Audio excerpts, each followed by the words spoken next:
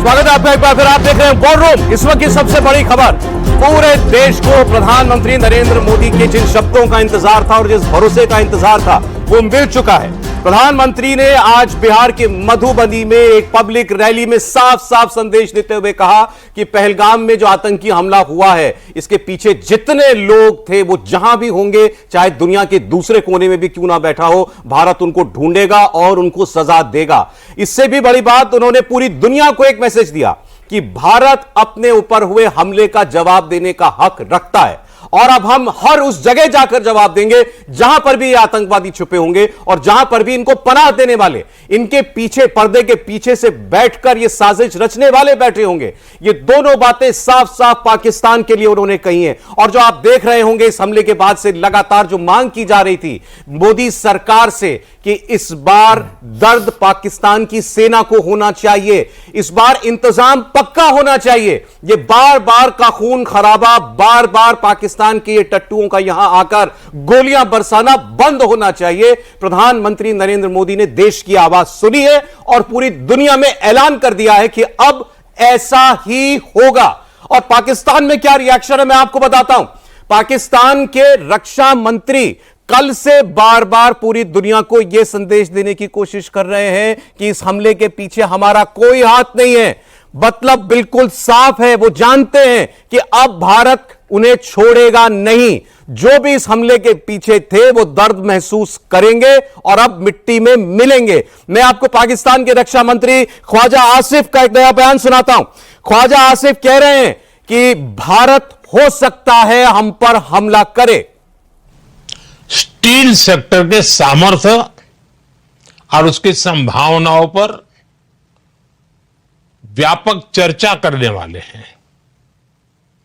एक ऐसा सेक्टर जो भारत की प्रगति का आधार है, जो विकसित भारत की मजबूत नींव है और जो भारत में बड़े बदलाव की नई गाथा लिख रहा है।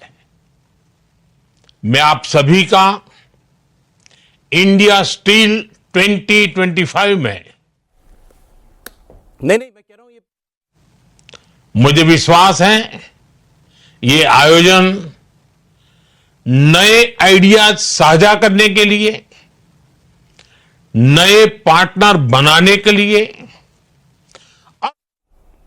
प्रधानमंत्री मोदी का एक और संदेश आ रहा था और इसमें अगर वो पुलवामा हमले पर कोई बात कहते हैं तो हम तुरंत आपको सुनवाएंगे। लेकिन उरी और पुलवामा अटैक के बाद भारत ने जिस तरीके से पाकिस्तान में घुसकर आतंकियों का सफाया किया, उसे देखते हुए पहलगाम हमले के बाद भी भारत के स्ट्राइक का डर पाकिस्तान को लगने लगा है। पाकिस्तान को लग रहा है कि भारत अब कभी भी उस पर हमला कर सकता है। पाकिस्तान में इस वक्त जबरदस्त हलचल है।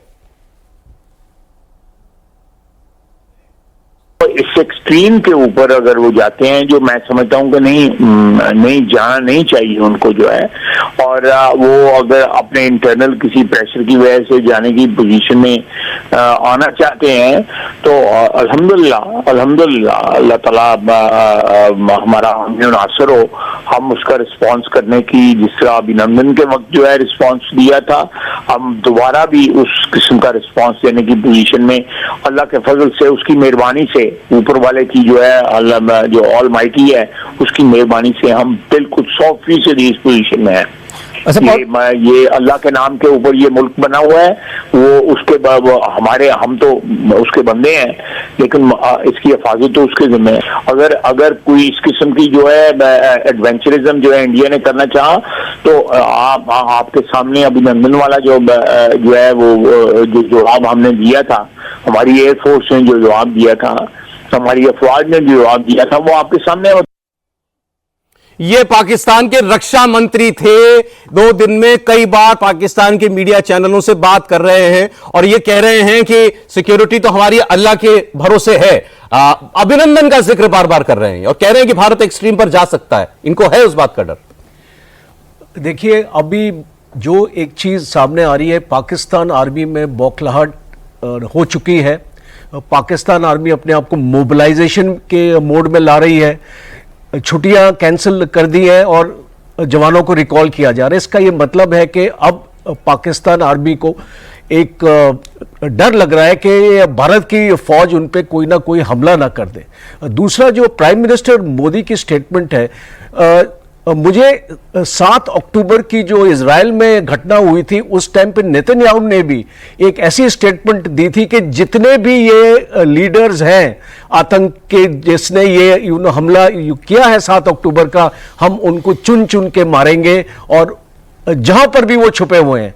तो अगर हम इस स्टेटमेंट को उस स्टेटमेंट के साथ कंपेयर करें तो ये बहुत एक सिग्निफिकेंट स्टेटमेंट है, क्योंकि इससे पहले कोई भी भारतीय प्राइम मिनिस्टर ने ऐसी स्टेटमेंट नहीं दी और मोदी जी ने भी नहीं दी है इसको पुलवामा के बाद। तो ये एक बहुत सिग्निफिकेंट स्टेटमेंट है और इससे जितने भी मिलिट्री जो लीडर्स हैं पाकिस्तान के और पॉलिटिकल लीडर्स हैं, और इसीलिए हमने ये स्टेटमेंट, ख्वाजा आसिफ की अभी जो स्टेटमेंट आ रही है वो मजबूर हो रहे हैं बोलने के लिए कि इसको लड़ाई नहीं करनी चाहिए और भारत को हमला नहीं करना चाहिए। अब आप समझ सकते हैं ये एक साइकोलॉजिकल वॉर के दायरे में इसको जा रही है लड़ाई, क्योंकि अगर एक साइकोलॉजिकल पैरालिसिस हमको अगर पाकिस्तान को करना है तो ये तरीका है पाकिस्तान पे वार करने का। और दूसरा एक इंपॉर्टेंट चीज ये है कि बलूचिस्तान और खैबर पख्तूनख्वा को अब मत इसको भूलिए, जो पाकिस्तान की 11 और 12 कोर पेशावर और क्वेटा की है वो वहां से हिल नहीं सकती है, क्योंकि अफगानिस्तान बॉर्डर भी लाइव है आज पाकिस्तान में, जो पहले नहीं था। तो अभी जो सिचुएशन है पाकिस्तान की आर्मी समझती है कि ये 2 कोर पाकिस्तान को अवेलेबल नहीं होंगे भारत के साथ अगर जो कोई इसको लड़ाई होती है। और इसीलिए मैं ये जो स्टेटमेंट है हमारे जो प्राइम मिनिस्टर की जो स्टेटमेंट है इसको मैं बहुत अहम मानता हूं। और एक लास्ट पॉइंट जो अभी इसको रेज हुआ था रफेल के बारे में, उसके बारे में बताना चाहता हूं कि रफेल को स्ट्राइक करने के लिए पाकिस्तान के अंदर जाने की भी जरूरत नहीं है, क्योंकि जो उसके पास रेंज है उसकी मिसाइल्स की स्टैंड अलोन रेंज वो 250 से 300 किलोमीटर तक पाकिस्तान में वार हो सकता है। तो अभी वो 2019 का सिनेरियो नहीं है कि मिराज 2000 आप अंदर भेजेंगे। अभी जो आपका रफेल है वो भारत में ही अपनी मिसाइल्स को रिलीज करके पाकिस्तान पे वार कर सकता है। एक चीज लेकिन मैं आपसे समझना चाहता हूं जनरल सिराज, हम साफ साफ देख रहे हैं एक लिंक पाकिस्तान के जनरल आसिम मुनीर का वो बयान जिसमें वो 2 नेशन थ्योरी वगैरह की और हिंदू पाकिस्तान की मुसलमान की बात कर रहे थे, और इस हमले को, यह हमला पाकिस्तान की सेना ने करवाया तो यह भी जानता होगा कि भारत इसके बाद क्या कर सकता है, ये उसने फैक्टर इन किया होगा। और पाकिस्तान के रक्षा मंत्री बार बार ये कह रहे हैं कि भारत उस एक्सट्रीम पर जा सकता है लेकिन हम भी जवाब देंगे। मतलब पाकिस्तान ने कोई कैलकुलेशन कर रखी है क्या? देखो, मुझे लगता है कि जिस प्रकार से वो बोल रहे हैं कि भारत कहीं हमला ना कर दे, मुझे लगता है उसके पीछे उसका डर छुपा हुआ है, कहीं ना कहीं घबराहट है, डर है। वो कहते हैं चोर की दाढ़ी में तिनका। इनको पता है कि ये आतंकवादी जो हैं वो पाकिस्तान की आर्मी ट्रेन करती है, ISI भिजवाती है। अब जब बात आती है कि जो जनरल आसिम मुनीर ने जो बोला था एक प्रकार से, वो तो ऐसे लगता था कि कोई प्रोफेशनल आर्मी का चीफ तो नहीं बोलता, वो तो ऐसा भाषण था जैसे एक मौलवी बोलता है और जिस प्रकार से एक पॉलिटिशियन बोलता है। दुख की बात यह है कि जिस प्रकार से उसने ये भाषण दिया कि हिंदू और मुसलमान इकट्ठे नहीं रह सकते, ये अलग हैं, इनका रिलीजन अलग है, इनके कस्टम्स अलग हैं, इनके ट्रेडिशन, इसका मतलब कि जो हिंदू, सिख और पारसी और क्रिश्चियन इनके आर्मी के अंदर है उनका क्या होगा। ये सच्चाई है पाकिस्तान का, ये डबल चेहरा। पर एक चीज आप देखें, ये नहीं है कि आसिम मुनीर के जो भाषण है उसके बाद ये 3 बातें हैं। देखो क्यों ये सिलेक्ट किया है टाइम। आप देखें पहले बराक ओबामा आए थे तब भी किया, उसके बाद आप क्लिंटन देखें 2000 में जब आए थे उस समय भी आप देखें, जो छत्तीस सिंह पूरा हुआ था उस टाइम मैं वहीं पर डिप्लॉयड था किलो फोर्स में। तो ये सच्चाई है, ये बड़े सोचे समझे साजिश के तहत ये पहलगांव किया गया है, क्योंकि वो इंटरनेशनली इसको दिखाना चाहते हैं कि भाई ये अभी भी डिस्टर्ब। और वो भी कब, जब JD वैंस वाइस प्रेसिडेंट हैं भारत के अंदर, तब ये कार्रवाई की गई है। दूसरा, पहलगांव ये क्यों सिलेक्ट किया गया है। देखो पहलगांव एक ऐसी जगह है, एक तो वो टूरिस्ट का हब सेंटर है, दूसरा वहां से अमरनाथ यात्रा शुरू होती है, जो सदर्न रूट है पहलगांव से होता है, इसलिए पहलगांव से होने से तो टूरिज्म को हिट करेगा।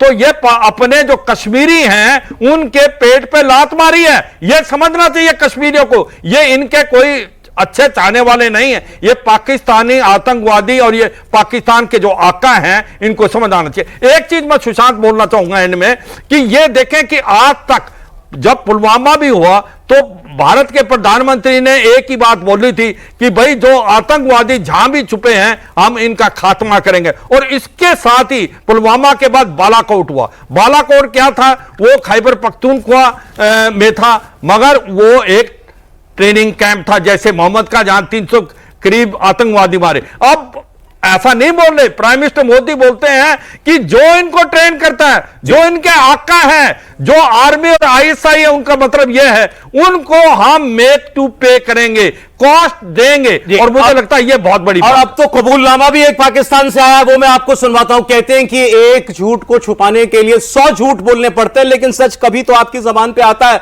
और पाकिस्तान में वो सच जबान पे आ गया। अभी रक्षा मंत्री क्या कह रहे हैं, हमारा इसमें कोई रोल नहीं है। मैं आपको सुना रहा हूं, पाकिस्तान ऑक्यूपाइड कश्मीर के नॉमिनल प्रधानमंत्री, जिनको वो कुछ भी कह देते हैं, चौधरी अनवरुल हक, वो आदमी क्या कह रहा है? वो कह रहा है कि अगर तुम बलूचिस्तान में खून बहाओगे तो कश्मीर से लेकर दिल्ली तक खून बहेगा। सीधे सीधे कबूलनामा बलूचिस्तान से जोड़ के पहलगाम के हमले को पाकिस्तानी ऑक्यूपाइड कश्मीर का प्रधानमंत्री दे रहा है। सुनिए। इसके हवाले से भी दो टोक अंदाज में कहना चाहता हूं, चाहे इसकी कीमत खून से देनी पड़े। तुम बलूचिस्तान में पाकिस्तानियों के खून से होली खेलोगे, इसकी कीमत तुम्हें दिल्ली से लेकर मकबूजा कश्मीर के अंदर तक अदा करनी पड़ेगी। Absolutely correct. और जो हिस्सा इसमें कश्मीरी मुजाहिदीन का है, इंशाअल्लाह ताला वो पहले भी अदा करते रहे और आप पूरी कुव्वत और पूरी जुर्रत से अदा करेंगे। तुमसे जो होता है कर लो। फिर बता दूं आपको, यह बयान पाकिस्तान ऑक्यूपाइड कश्मीर के प्राइम मिनिस्टर चौधरी अनवरुल हक का। इससे साफ और क्या कबूलनामा चाहिए? पहली बात तो देखिए सौरभ जी, इतना बड़ा फ्रॉड है ये दुनिया में। पाकिस्तान में ये जो सो कॉल्ड प्रधानमंत्री पीओजेके के जो हैं, ये 1975 में ये पोजीशन क्रिएट की गई और आज तक एक भी कश्मीरी प्रधानमंत्री नहीं बना। सारे के सारे पंजाबी बने। अच्छा। ये खुद पंजाबी है और ये पीओजेके का प्रधानमंत्री है। 1975 से लेकर आज तक एक कश्मीरी प्रधानमंत्री पीओके का नहीं बना पाए और ये कश्मीरियों के हक की जंग लड़ रहे हैं, लड़ाई लड़ रहे हैं। They will fight to the last Kashmiri. जब तक एक एक कश्मीरी मर नहीं जाता तब तक ये कश्मीर की जंग लड़ेंगे। खुद इन्हें कोई जंग नहीं लड़नी।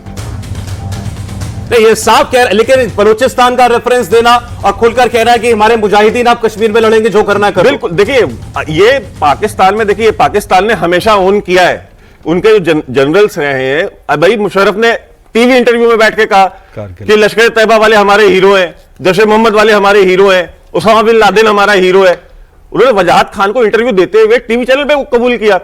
पुलवामा के बाद वहां पे जो तत्कालीन जो मंत्री थे, उन्होंने फवाद चौधरी, उन्होंने पार्लियामेंट में खड़े होकर के ओन किया कि जी हमने पुलवामा में घुस करके मारा है। उन्होंने पुलवामा को ओन किया। संसद की कार्रवाई में वो चीज आज तक ऑन रिकॉर्ड रखी हुई है, उसको वहां के स्पीकर ने भी ऑफ रिकॉर्ड नहीं किया।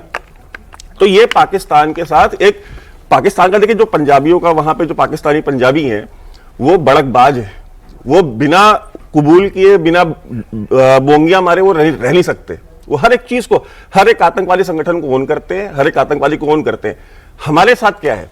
क्या हम अपनी कार्रवाइयों को ओन करते हैं? हमको यह देखना है क्या हम अपने लोगों को ओन करते हैं। पाकिस्तान में अब बलूचिस्तान की जो समस्या है, भाई बलूचिस्तान की समस्या आज की नहीं है। हमने आपने इसके ऊपर कार्यक्रम किए हुए हैं। भाई 1947-48 से वो समस्या चल रही है। आपकी फौज, सो कॉल्ड फौज, प्रोफेशनल आर्मी, और खुद आसिम मुनीर कहता है कि यार 1500-2000 लोग हैं, ये पाकिस्तान बलूचिस्तान ले जाएंगे। अगर 1500-2000 ही हैं तो 1948 से लेकर आज तक अगर आप वहां पे इंसर्जेंसी सॉल्व नहीं कर पाए तो ये रिपोर्ट कार्ड किसका है? मेरा है या पाकिस्तान की फौज का है? ठीक है। दूसरी बात, खैबर पख्तूनख्वा में 70 to 80% एरिया आज उनके कंट्रोल में नहीं है। नॉर्थ वजीरिस्तान, साउथ वजीरिस्तान, बाजौड़ में, डेरा इस्माइल खान तक, पंजाब के बॉर्डर तक, वहां का चीफ मिनिस्टर कहता है कि मैं अपनी फसल नहीं काट सकता जब तक मैं टीटीपी को भत्ता न दे दूं। ये हालात है उनके। अभी उनका रक्षा मंत्री कहता है हमारा कोई हाथ नहीं है, और पाकिस्तान पीओके का जो प्राइम मिनिस्टर है वो कहता है मुजाहिद भी करेगा, कश्मीर में लड़ेगा और हम बलूचिस्तान का बदला लेंगे। सौरभ, ये बहुत मतलब एक विडंबना पाकिस्तान के अंदर कि पाकिस्तानी जो है सब जानता है, पूरा वक्त 1947 से लेकर के आज तक जो भी भारत में आतंक की घटना हुई है उसमें पाकिस्तान का हाथ रहा है। पाकिस्तान में जो उन्होंने शुरुआत में कही बात कि we will bleed India with 1000 cuts, Zulfikar Bhutto ने क्या बोला कि we will fight India for 1000 years. ये क्यों कहते हैं? इसका मकसद यह है हेट इंडिया, भारत के बरखिलाफ वो कुछ नहीं कर सकते। ये भारत की जो पाकिस्तान की जो पूरी फौज है, मकसद उनका ये है कि कन्वेंशनल वॉर वो जीत नहीं सकते, प्रॉक्सी वॉर वो जीतने की कोशिश करते हैं। साहब, मैं फिर वही सवाल पूछा जो मैंने सर से पूछा था, पाकिस्तान की कैलकुलेशन क्या है इसके पीछे? उसको भी हमले के बाद अगर उसने और प्लान उसने किया है तो वो पहले से जानता होगा कि रिएक्शन आएगा। नहीं, बिल्कुल कोई शक नहीं। आपने बहुत अच्छा सवाल पूछा कि ऐसे कैसे हो सकता है कि पाकिस्तान की जो आर्मी है इस तरह के कदम उठाए जब वो जानती है कि भारत रिएक्ट करेगा। पाकिस्तान जानता है कि आज जिस तादाद और खड़ा है वो इकोनॉमिकली शैटर्ड, खत्म, इकोनॉमिकली तो खत्म है पूरा का पूरा।